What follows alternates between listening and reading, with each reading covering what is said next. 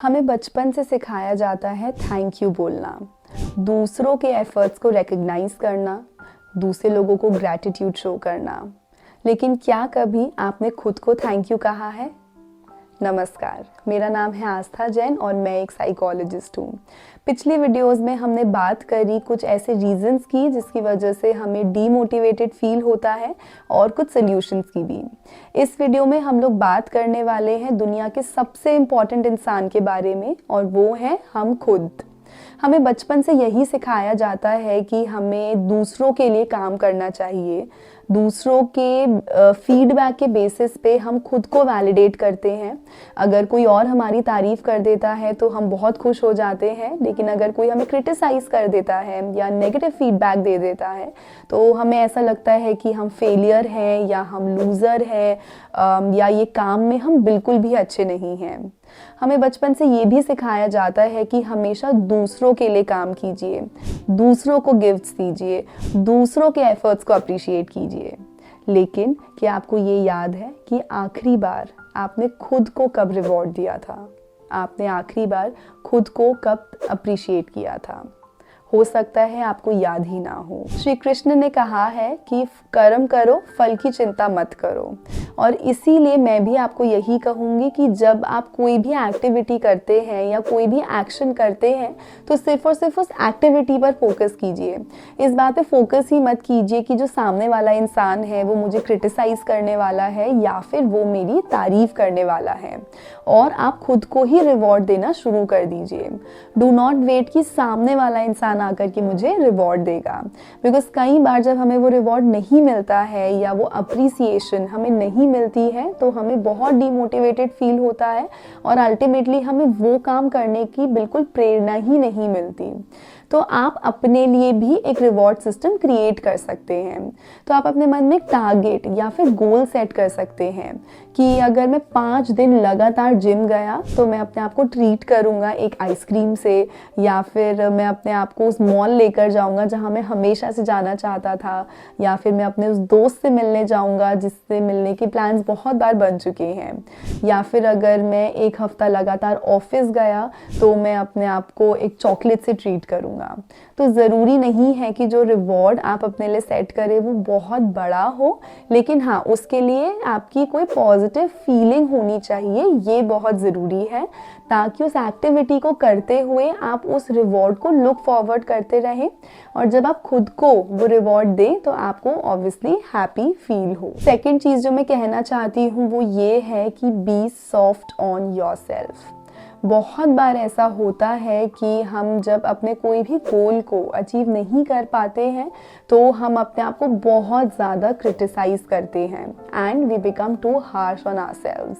लेकिन जैसे हमने बात करी थी, जब हमने टॉक्सिक गोल्स की बात करी थी, उसी तरह से ये बिल्कुल भी ठीक नहीं है कि हम अपने आप को ज़रूरत से ज़्यादा पुश करें या हम अपने आप को बर्नआउट की हद तक पुश करें।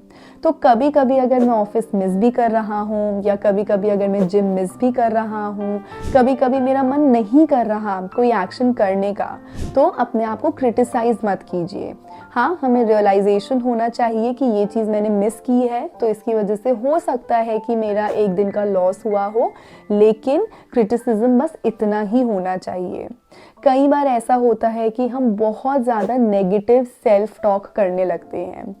सेल्फ टॉक होती है वो चीज़ें जो हम खुद को बोलते हैं, और काफ़ी बार हम अपने आप को उस हद तक क्रिटिसाइज करने लगते हैं और खुद को ऐसी चीज़ें बोलने लगते हैं जो हम किसी और को नहीं बोलेंगे। तो हम खुद को वो चीज़ें क्यों बोलें? तो ये बहुत ज़्यादा ज़रूरी है कि हम अवेयर हों कि हम अपने आप से किस तरीके की चीज़ें बोल रहे हैं, वो एग्जैक्ट डायलॉग क्या है। बिकॉज ऐसा बहुत बार होता है कि अगर हम एक ही चीज़ अपने आप को बार बार बोलते रहते हैं तो हमारा माइंड बिलीव करने लग जाता है कि वो चीज़ें सही हैं। तो अगर आप अपने आप को बार बार बोल रहे हैं कि आई एम अ फेलियर, या फिर I am a very lazy person, या फिर I don't deserve this thing, तो आपका माइंड बिलीव करने लग जाएगा कि ये चीज़ सही है एंड फिर अल्टीमेटली हम डीमोटिवेटेड फील करते हैं, हम बहुत लो फील करते हैं, हो सकता है हमें कोई मेंटल हेल्थ कंडीशन भी इस वजह से हो जाए। तो अगली बार आप अपने आप को क्रिटिसाइज़ करें या अगली बार आपको रियलाइज़ हो कि मैं अपने आप को कुछ गलत कह रहा हूँ, तो वहीं रुकिए, अटेंशन पे कीजिए कि एग्जैक्टली आप अपने आप को क्या कह रहे हैं एंड उस चीज़ को चेंज करने पर काम कीजिए। तो आइए एक छोटी सी एक्टिविटी करते हैं जिससे हम अपनी नेगेटिव सेल्फ टॉक को पॉजिटिव सेल्फ टॉक में बदल सकते हैं एंड अल्टीमेटली डीमोटिवेशन को मोटिवेशन में बदल सकते हैं। तो जो एक्टिविटी मैं चाहती हूँ आप लोगों के साथ शेयर करना, उस एक्टिविटी में जो मेन चीज़ हम यूज़ करेंगे वो है एफर्मेशंस। एफर्मेशंस का मतलब होता है कुछ ऐसी स्टेटमेंट्स या फ्रेजेस जो पॉजिटिव हैं और जो हम खुद को कहना चाहते हैं। तो सबसे पहले हमें आइडेंटिफाई करना है कि मैं क्या नेगेटिव सेल्फ टॉक खुद के साथ करता हूँ और उसके बाद कि मैं उनको पॉजिटिवली कैसे बदल सकता हूँ।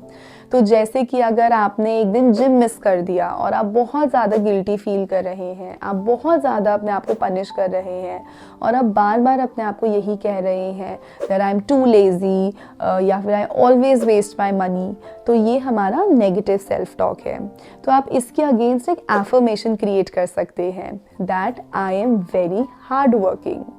तो पहले हम अपने माइंड को बार बार ये कह रहे थे कि मैं लेज़ी हूँ, तो हमारे माइंड ने उसी को बिलीव करना शुरू कर दिया और अगले दिन भी जब जिम जाने की बारी आई तो हमारे माइंड ने वही कहा कि मैं तो आलसी हूँ एंड अल्टीमेटली आप जिम फिर से मिस कर देते हैं।